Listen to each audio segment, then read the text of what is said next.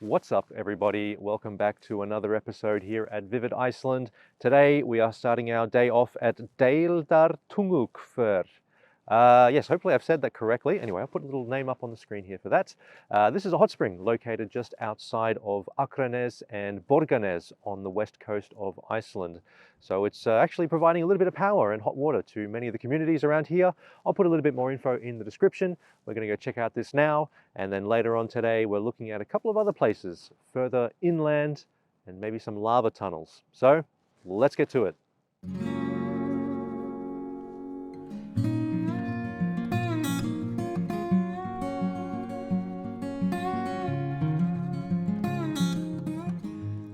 Deildartunguhver is Europe's fastest flowing hot spring with an incredible flow rate of about 180 litres per second. The water is ferociously ejected out of the Earth's crust at a constant temperature of 97 degrees Celsius, or about 207 degrees Fahrenheit, and from here it is piped up to 64 kilometers, roughly 40 miles away to Akranes to supply the town with fresh, hot water. I do plan on making a proper episode about the geothermal plants here in Iceland, so keep your eyes peeled for that one.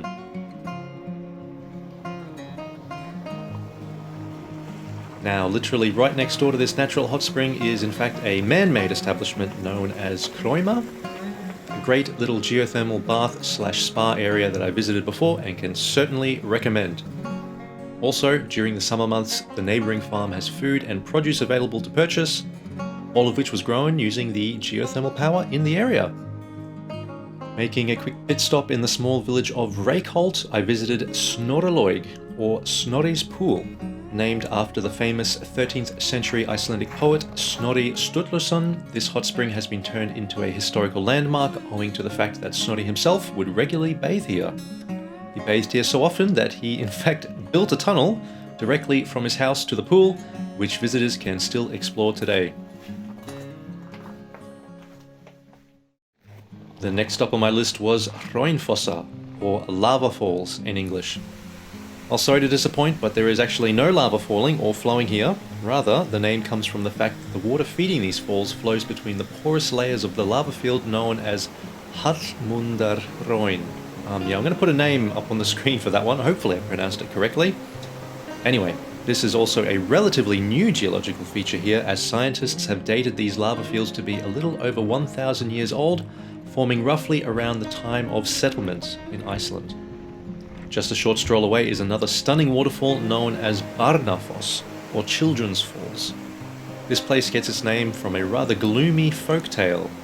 According to legends, an old stone bridge used to cross the falls, and one day 2 children from a nearby farm fell off the bridge and drowned in the frigid, churning waters. Their mother, consumed by grief, cursed the bridge, and it was later destroyed in an earthquake. Despite the grim story, it's a must-see and also very reminiscent of Waterfalls, which I featured in a few of my videos.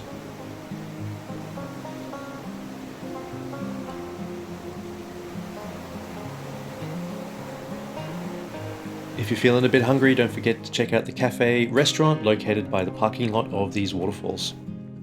With the sun rapidly setting, I had to make haste to my final stop, Surtshellir. This is Iceland's longest lava tunnel at a little over 1.5 kilometers, or roughly 1 mile in length, and its name originates from the Norse fire giant known as Surtur, who was apparently the guy that brings around Ragnarok, or the end times. It's even said that the fire giant himself created the tunnel, and he lived here for a little bit of time. Now, apparently after Surtur left the tunnel, there is some archaeological evidence of outlaws and bandits hiding out in this place after stealing livestock from the local farmers. I would have loved to travel further into the cave, but as the icy conditions at the entrance proved a little tricky, I didn't want to push my luck too much and venture into the unknown terrain without backup. But I gotta say, from what I've seen so far, this cave and tunnel system is spectacular.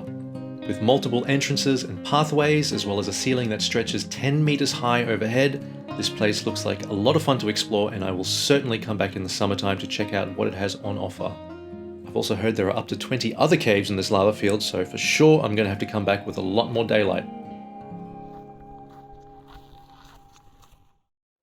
Well, that about wraps it up for this episode here at Vivid Iceland. I'll be coming back here to Surtshellir, I'm sure, in the very near future.